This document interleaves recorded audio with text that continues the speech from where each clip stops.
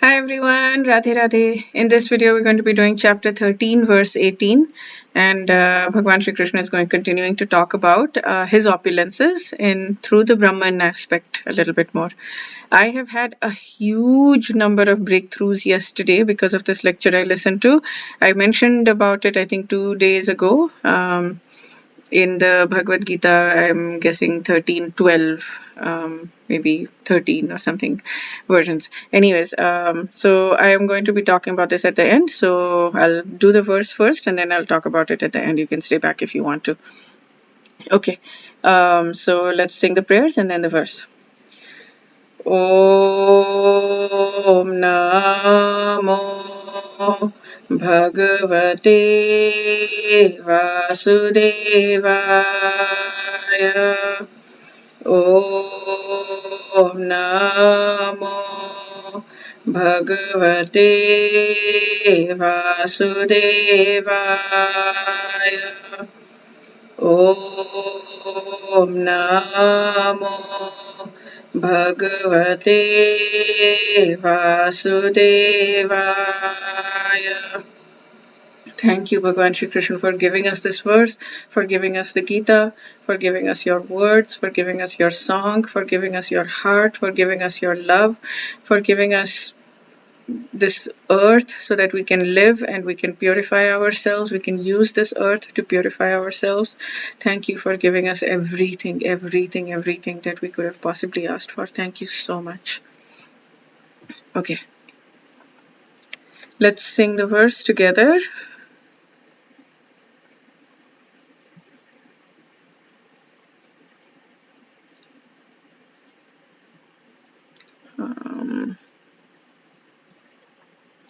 Okay. Jyotishamaphi tajyotis tamasah paramochyate jnanam gyeyam jnanagamyam hridi sarvasya veshthitam. Jnanam and Gyayam is the knowledge and to be known, right? That is, we've talked about that earlier. Okay, so the translation is, he is the source of light in all luminous objects. He is beyond darkness of matter and he's unmanifested. He's knowledge, he's object of knowledge, he's the goal of knowledge. He's situated in everyone's heart. There's a lot going on in this verse, and Prabhupada has done an amazing job of explaining it. So he's the source of light in all luminous objects. So in that, so what he is talking about in the spiritual kingdom, there is no need for sun or moon because the effulgence of the Lord is there, and that illuminates everything. In the material world, that Brahmajyoti, that is called the Brahmajyoti, and that is the Lord's spiritual effulgence, is covered by this thing called the Mahat Tattva. Which is the material element. So it's covered because the Lord Supreme, the effulgence, Brahmajyoti is there.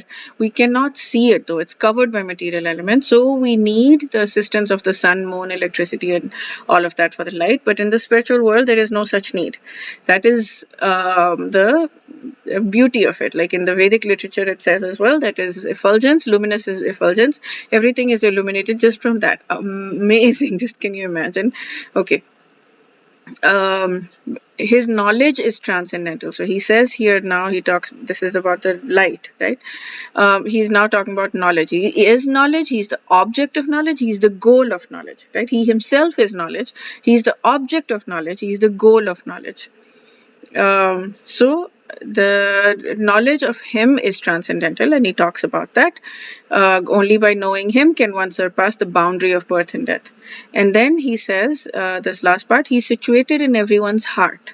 He's situated in everyone's heart as the supreme controller. So now he's talking about the previous few verses where it was said that, Bhagwan Shri Krishna said that I have infinite hands and legs and eyes and whatever.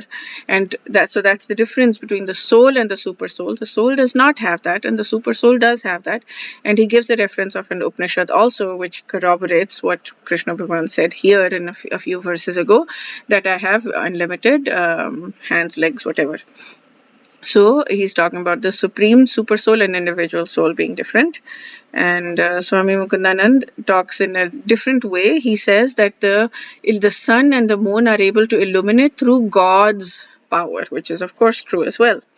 So what Prabhupada is saying is that in the spiritual world you don't need the assistance of this, because the Brahma Jyoti is not covered by the Mahat Tattva, but in the material world it is covered by the Mahat Tattva. But he still gives his power to the sun, moon, and all of that. And I like this sentence a lot. The sun moon luminosity may be lost someday because it is being powered by God, but God, of course, can never lose his. Okay. And then knowledge, here he's talking about Vedkrit, Vedvit, Vedya. Vedkrit means one who manifested the Vedas, one who knows the Vedas, and one who is to be known through the Vedas. So sweet, right?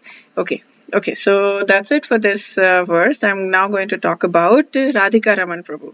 Okay, so let me just... Okay, so Radhika Raman Prabhu had this lecture in Gita Nagri 2024 in May, June something.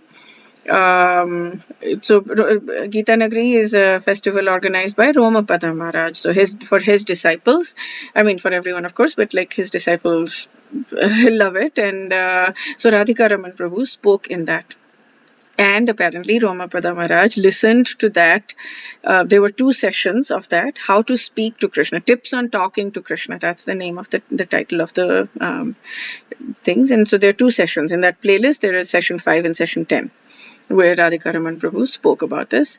And apparently Romapada Maharaj listened to that second session 5 times. So I was like, I have to listen to this. I don't know what this is, but if Romapada Maharaj is listening to this 5 times, it's got to be amazing. So I did. I listened to the first one. I mean, I listened to it once, but like the first one and the second one. And I wrote copious notes on this. I really went into, like, it's not extremely technical. It's not, it's more story-like. So it's easy to remember and capture and... and I was writing notes along with it as well, but it was really good. And I was writing the verses. So there were a few things that are there which I would love to share.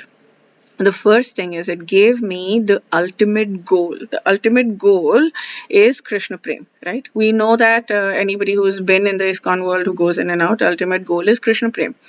Anybody who's been listening to these videos would know that the ultimate goal is Krishna Prem, which means that we do not have any desires for ourselves anymore. All we want is to love God. No matter what he does to us, this is Shikshashtakam verse 8 as well. You can do whatever, you can break my heart by not appearing before me, you can do whatever you want with me, it doesn't matter. Just allow me to serve you birth after birth. We don't even want liberation, we don't want mukti, we don't want to go back to Goloka Vrindavan, nothing. All we want is Krishna Prem. So Hari Parshad Prabhu had come maybe a month ago or something, and he had made us vow that we're not going to be working towards liberation and mukti and going back to Goloka Vrindavan, because that's transactional. What we want to have our goal as is Krishna Prem, which makes complete sense, right? So that was fundamental. He made us all vow in the thing. I mean, I vowed. I didn't vow earlier. He had tried to make us. He had made us. He does this. Like, he makes people vow. I didn't do it earlier, but this time I did, and I meant it. That this is the desired goal that I have. So what Radhika Raman Prabhu did is he just brought everything so beautifully. Okay, so what he said is that it is okay to go to Krishna for things as well that we need. We want health, we want money, we want whatever, just these material things even. Forget about spiritual things like going to Goloka Vrindavan, like that is a very spiritual goal. Forget about even goals like please help me remove all of my anarthas, please help me remove all of my character defects, please help me remove all the anger or envy or whatever greed that I have in my heart, please help me remove all of that. Not even like that is also a spiritual goal. That's Shikshashtakam verse 1, where he talks about that kind of stuff, that the benefits of doing the Harinam Jap, Shri Krishna Vijayate Shri Krishna Sankirtanam. So what he was saying is it's okay to even ask for money. Dhruv Maharaj asked for money. And what did God do? And God responds to people in different ways, different people in different ways. He's creative. He's dramatic. He said that he's dramatic. He doesn't do things in the same way. He's not predictable. He's not ever going to be predictable. He's very dramatic. He likes drama. He creates all kinds of things, and he responds to people in different ways. He is interesting. You can never be bored. What I gathered from this is that if you're with Krishna, you can never be bored, because it's not just like a like in Vaikuntha, you'll probably be like that. But if you're going to Krishna directly in this personal form, then you're not getting that Vaikuntha thing where you're just in Dasya mode and he's reciprocating in the exact same way. No. So yeah. So we ask for whatever we want. Dhruv Maharaj asked for a huge thing. He asked not just for some money, he asked for a universe greater than the one Brahma had created. He asked, his material desire was a massive material desire. Greedy, like, yeah, very. But then what did Krishna do? As soon as Dhruv Maharaj saw Krishna, he took away all of his desires. So what will Krishna do? Okay, so this is the thing. Okay, I'm mixing a few. There's so much going on. I can't explain the whole thing. I should post it here. You can listen to it. But the very first thing is the goal of Krishna Prem. How do we know what that goal is? Rupa Goswami wrote that in the Bhakti Rasamrit Sindhu, text I think 11. I read through that, I understood that, it was beautiful, and the verse is Anyabhilashita Shunyam. I'll sing it. Anyabhilashita Shunyam. I've been trying to memorize it, so I might miss some things. Jnana Karmadya Navratam. Anukulena Krishnanu Shilanam Bhaktirottama. So Uttama Bhakti is that Krishna Prem. It's the ultimate bhakti. And what does that mean? It means Anya Bhilashita Shunyam. Shunyam means zero. Anya means other. Other than that, I have no abhilasha. I have no desire. Nothing. There's zero desire for anything other than what? Now he'll explain that. Jnana karma dhyana vratam. Jnana, the jnana and the karma, adi, other things, ashtanga yoga, vairagya, all kinds of things. Jnana karma adi anavratam is not obscuring this. The jnana karma, we want knowledge. It's not, the jnana is usually known as the Brahma Jyoti desire, right? So it's not obscuring that. That gyan, we want gyan of Krishna, of course. So we want to do work karma for Krishna. So, but it's not obscuring. The jnana karma adi is not, etc., is not obscuring. And then what? Anukulena Krishnanu, Anukulena Krishna. Krishna. So he's specifically saying Krishna. We're doing bhakti for Krishna. Anukulena, it's something that there are two aspects to this. One is that it pleases Krishna. So Kansa also pleased Krishna. I mean, Krishna was enjoying that Leela of Kansa. So was Kansa Bhakta a pure Bhakta because he was pleasing Krishna? No. So the other aspect is, so one aspect is that we please Krishna, and anukulena also means that the person should have not hostility for Krishna in his heart, but love for Krishna in his heart. So Yashoda Maya, she had love for Krishna in her heart, Vatsalya Prem, ultimate Vatsalya Prem, and parental love. And so when she put Krishna down to go and check on her milk, that's when the Damodar Leela happened. So when she put Krishna down, she had Vatsalya Prem. She had a lot of love for Krishna. But then Krishna was upset and Krishna was displeased. So does that mean that she is not a Bhakt because he was displeased? Of course not. He was pleased. He was pretending to be displeased, but he was pleased. So Anukulena, so she was a bhakt because she did please him and she had love for him in his heart. Kans does not meet this criteria because he did please him, Krishna, but he did not have love in his heart. He had hostility in his heart. So Anukulena, Krishna, no. And then Shilanam Bhaktirottama. So Krishnanu, the last part, Anushilanam. Anushilanam means service towards Krishna, and then Bhaktirottama that's the ultimate bhakti. So this, if there is any verse you learn, I think, like for me, this is the first verse that I want to learn. This is the ultimate goal. This is the guiding principle for all our lives. This verse is it. This verse is the cornerstone of what we're trying to do. This verse is saying that ultimate bhakti, uttama bhakti, is doing service for Krishna in a way, service for who? Service for Krishna, in a way that pleases Krishna with love in our hearts, and in a way that the gyan and karma and other things do not obscure it, and in a way that there is nothing else in our hearts, no other desire in our heart. This is the only desire in our heart, that we want him. Okay, so this is the ultimate. So he told me that yesterday. I found that out, and I was like, okay, my life goal is, I mean, it was there, Krishna Prem, but now my life goal is set in a verse, in a prayer, or that I can sing. I mean, potentially every morning, to just remind myself, this is my goal, this is my life goal. Then other things that he was saying, that so he said a lot of things, and I can remember it and I can say it. I can probably speak for an hour right now, so I'm not going to do that to you guys. You can listen to that if you want. But what I will speak about, one thing that I really took from there. So a few videos ago I talked about how important it is, or how cool it is, that we can think of Krishna as a person, as a person with a personality. Like, he's dramatic, he doesn't do anything in a straight way ever.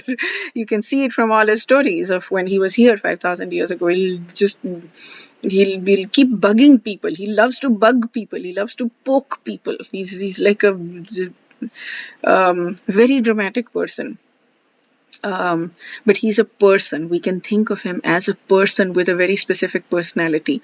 And what that means to us right now, when we're in Dasya mode, not when we're not in that Sakhya mode or Vatsalya mode or Madhurya mode, when we're in Dasya mode, Sakhya mode, not Sakhya mode, what we can think of him as is a loving father. So when we want something, we want money, right? Let's say we want money, and we want, like I'm talking about, the most least spiritual, most materialistic desire that we might have. That's why I'm saying money. So let's say we want money, and we go to Krishna and we ask Krishna for money. Or versus if we go to demigods and we ask demigods for money. Then, or we do karma kanda there, or we do Krishna. Krishna is not going to give us money immediately, or he may not give us money at all. Krishna is going to give us what we need. Krishna loves us like a father. So when a child is going up to a father and saying, a 2-year-old, 3-year-old child saying, I want a mobile phone, the father is going to say, no, you are going to become very addicted to it. I'm not going to give you the mobile phone. Here, take a paper and a sketch pens and draw something, or crayons, and draw something, or write a story, or let's do gardening somewhere, or let me put you in soccer camp, or let me do all of that. A father is not going to give the child the mobile phone, because the father knows that the mobile phone is not good for the child. It doesn't matter how much the child cries for it, the father is not going to give it. But not yet, but later on he will give it, right? Or he will give it, but in a measured quantity. Okay, you can have it for 10 minutes a day, or half an hour a day, or 1 hour a day, or whatever the father decides to do, right? So we can think of Krishna as the loving father. Not think of Krishna. Krishna is a loving father, and he gives us what we need because he loves us. And he can be very slow with that, because he knows when we can handle it, right? But the demigods are not like that. Demigods do not love us. With them it's a transaction. There is no loving exchange with the demigods. If we ask for the demigods, they will give things to us much faster, very fast. They will just give it to us, but they will not give it to us based on whether it's good for us or not. We're asking, they're giving. We're asking by doing yagyas or transactions, or like whatever we're supposed to be doing for them, and they will give it, right? We will do all of this yagya kind of thing. It's a transaction. They don't know, they don't care. It doesn't matter to them whether it's good for us, whether we deserve it or whatever. No, I mean, it's, you gave me something, I will give you something. That's what Bhagavad Gita 3.9 I think also talks about. Demigods will be pleased with your yagyas, and they will give you what you need. The God created demigods and this thing, so that there is that transactional nature that is happening. But if we move ourselves away from the demigods, and we move ourselves towards Krishna. So, all of these astrological sacrifices, or this kavach or that kavach, or people wear all these kinds of things to protect themselves from things. Instead of using all of that, if we turn to Krishna, how do we turn to Krishna? We use prayers directly to Krishna, and we read the Bhagavatam, because the Bhagavatam is Krishna in literary form. So if we read the Bhagavatam, then we are going to be able to completely transform our lives. Completely. Uh, yeah. So we turn to Krishna for everything by reading the Bhagavatam, by doing the Bhagavatam prayers. So what he was saying is that there are many different prayers that people in the Bhagavatam have. So for example, Dhruv Maharaj has prayers because he wanted money. He wanted a lot of material gain. And so he has prayers. And then if we want prayers for a good spouse, we can do the prayers of Kardama Muni, because he wanted a good spouse and a wife. And then if we want prayers for protection, like, when the Brahmastra was coming towards Arjun, he had prayers at that time to protect from life and death. So what all of these people are saying is, we understand that the ultimate goal is Krishna Prem, Uttama Bhakti. The ultimate goal is that. We know that. Right now, though, this is where I am at. I'm sorry, but this is where I'm at right now. And I'm asking you for help because I want this help. Please give me this help. So I am understanding that this is not the ultimate goal. And the glorification. So how to pray also he talked about. He said the first thing is to do Namah. Namah means obeisances. The first thing you do when you're asking for something is you do obeisances. And he gives long reasons of why you do obeisances. I can speak about that, but I will try to finish. It's already 21-minute video. So you do Namah. The second thing you do is you glorify the Lord. And then the third thing is you ask. So the question is, why are we glorifying the Lord before asking? Are we trying to butter him up? No, we are trying to put this thing. We're saying that, like in the Brahmastra, Brahmastra being thrown at Arjun, the prayers that Arjun has is Krishna, Krishna, something, Krishna, Krishna. Let me see if I can find it quickly. I'm trying to shorten this thing, but it's just going longer. Krishna, Krishna, Mahabaho, Bhakta Nam Abhayankara. So, O Krishna, you mighty armed person, your Bhakta is going to be given Abhayankara. Abhaya means non-fear. And Tvam Eko Dahya Manam Apavargosi Sanskrita. You can give liberation to people. But I right now am going to ask you to protect me from death. So I know that you can give liberation. I know that you can give a lot more. But I'm asking you to protect me from death. So this is how we ask. I know you can give. Glorifying the Lord, we can figure out how to glorify the Lord in our own ways, or we can find the verses in the Srimad Bhagavatam. I haven't found those verses yet. I tried to look for them a little bit. I asked ChatGPT to help me find these verses, but ChatGPT is mixing up things a lot. But it's helped me a lot, because I did manage to find a lot of verses that he had directly spoken. So I was able to, with a lot of back and forth, I was able to find those verses and note them down. And my goal is to remember them because they're so good. So these ones I have not yet found. These ones might take, I don't know how long they would take to find.